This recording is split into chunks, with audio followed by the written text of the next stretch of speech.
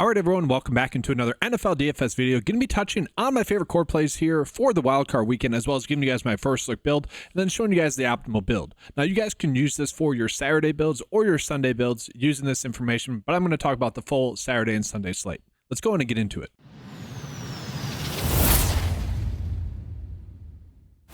So honestly, the running back position is probably one of the more difficult positions to do thus far this year, and that's basically because we have all the best running backs in the league here facing off in this playoff round. It's pretty crazy, right? Saquon Barkley, Derrick Henry, Josh Jacobs, Kyron Williams, Joe Mixon was pretty good at the start of the season. Bucky Irvin's here looking great. James Cook has been great here as well.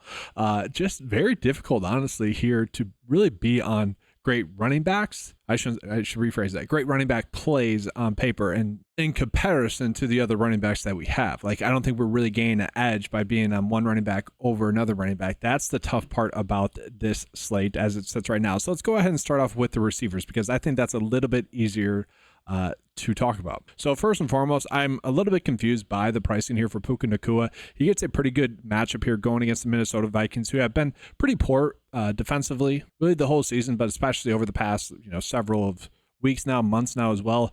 And so in a very good matchup there for Puka Nacua, I really don't see his production falling off. I honestly thought he'd be the highest priced player, especially receiver. I should put that way. Highest priced receiver on the slate. He is not. He's the fourth, and to me that's like the easiest click that we have on the slate. And then from there, I don't really love Bateman being the number one here for Baltimore with Zay Flowers off the field, but he got the most targets that he had last weekend, 8 targets in that game. And if he's kind of going to be operating more in that Zay Flowers role, I do think I want to be getting to him at 5K. Now, that being said, the backup receiver, Wallace, ended up getting like 85% of the snaps after Zay Flowers got injured. Only 1 target in that game. He kind of got the old traditional kind of Rashad Bateman experience in previous seasons before Bateman kind of broke out this year. And so it's a little bit more of a difficult click there. I do want to get into Dontavian Wicks as well. Dontavian Wicks to me is kind of the easy play here receiver wise as well. He has been someone that's been stepping up here for the Green Bay Packers, and he's at a soft price tag. Now I know he gets a more difficult matchup against Philly, but most of these teams are going to get difficult matchups here, guys. That's why these teams are in the playoffs. Honestly, guys, just real quick, I love the freaking NFL season thus far this year. We have like elite quarterback play, like the best quarterback play we have seen in years. And it kind of felt like we turned the page there. You know how maybe Aaron Rodgers is like the last of that kind of elite generation of quarterback. And maybe for a few years we had some poor quarterback play. This year we finally saw really good quarterback play. The rookies look good. I think basically every single team can win this year, maybe besides Houston and maybe besides Washington. I feel pretty good about basically every other team, and Denver. I would toss Denver. Every other single team having a chance to win, and so it's very fun there. Got off on a little bit of a tangent there, but like, football's in a good spot right now. Anyways, Wicks is also going to be in a good spot here as well with Christian Watson off the field. I don't know if he's going to be the typical receiver number one here for the Green Bay Packers. I kind of think that'll be Dobbs if he's good to go, which it seems like he will be. But Wicks, we can see the targets, guys, 6, 5, 7. He has stepped up in the absence of Watson being banged up.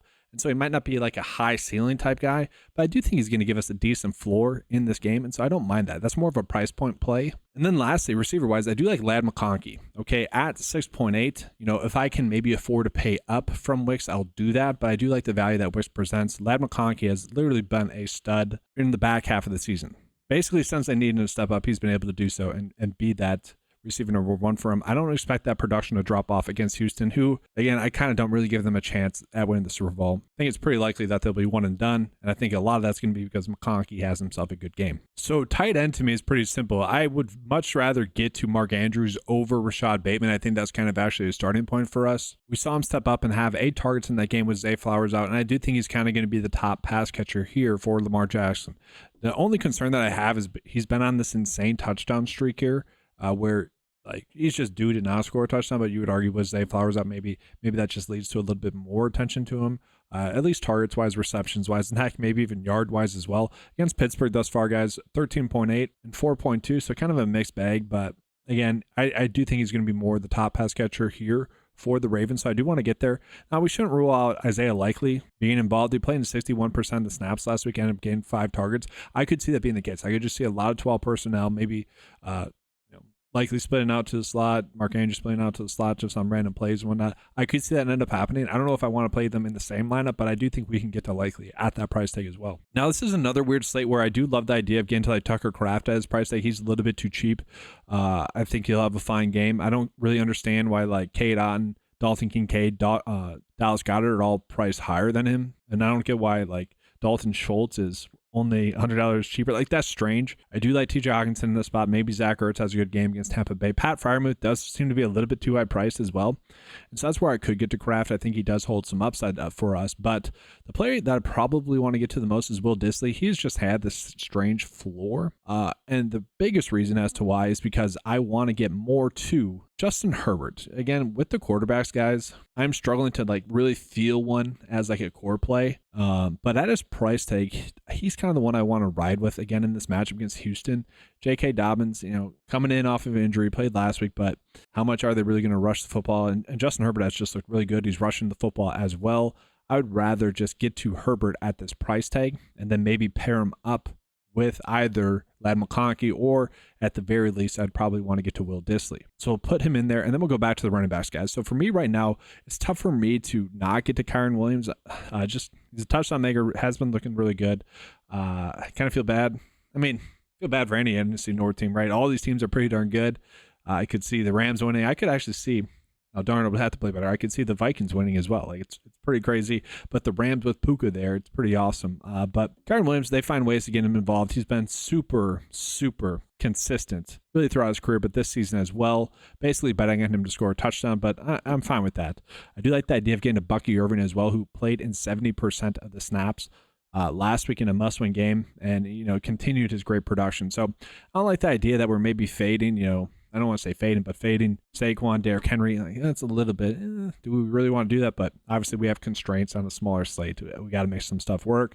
And so from there, guys, 3.9 left over. Like, who can we really get to? And that's where I might end up just getting to Will Dissly. And I don't mind the idea of like doing two tight ends. I think that's a way that you can get unique. And like, here's another way that I could kind of manipulate the lineup to somewhat make it work to a little bit more correlating with Justin Herbert at the quarterback.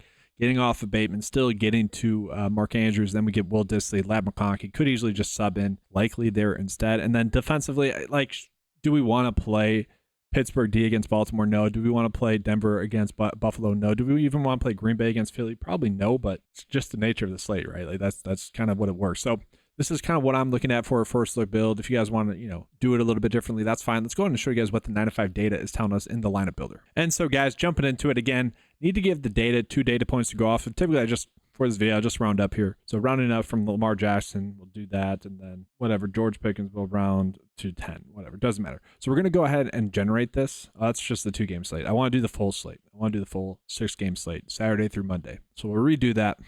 And so, guys, here we go. Okay, so we got Russell Wilson as the quarterback. But look, we are seeing different quarterbacks. A lot of Justin Herbert, some Jaden Daniels. So just trying to go more to the value side for quarterback. And then Derrick Henry, it's getting to Bucky Irvin, Devonta Smith, which I don't mind. I actually don't mind the idea of like stacking the Eagles. But we are seeing some 2 tight ends here. I don't think we want to get to Durham as a tight end. I disagree with that, but I don't mind the idea of doing 2 tight ends. I mentioned that last week. It was kind of a way to get unique. That didn't end up working out a little bit. That was last week, I believe, for the Saturday slate. Let's actually look at the exposures here. So Bucky Irvin, 100%. So that I'm agreeing with the data. Puka Nacua that much, I agree with. Ravens, I don't want to get that much of. Jalen McMillan, probably don't need to get that much of. Mixon, I don't want that much of. So a little bit of difference in opinions from the data, which is interesting. Now, maybe more will change as the week progresses. We will see. Obviously, it will be coming up into a lineup block once we have more Vegas data lines coming in for the expectations there. But that's going to do it, guys. Interesting slate. Want to get that video out to you guys. Make sure to give a like to the video. That does help out the channel a lot. Thank you guys for watching. Good luck with your lineups. And as always, let's keep cashing.